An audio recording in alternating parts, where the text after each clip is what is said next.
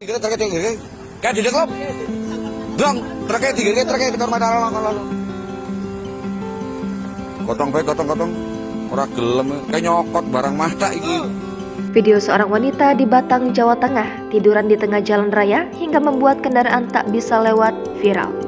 Video wanita yang tiduran di tengah jalan raya itu diunggah oleh akun Facebook Batang Solution Info pada Sabtu 3 Desember 2022. Dalam video itu, nampak seorang wanita yang nekat tidur di tengah jalan raya saat malam hari.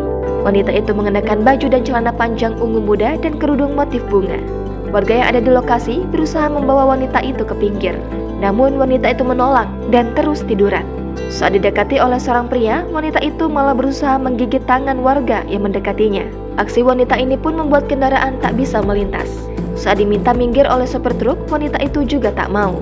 Wanita itu juga tidak menjawab saat ditanya nama dan alamat.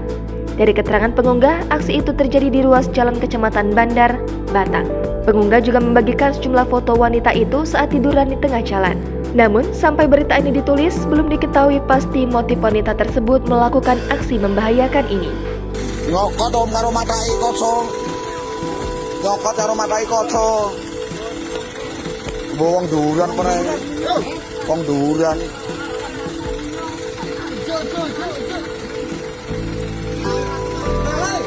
Truknya nggak bisa lewat ini.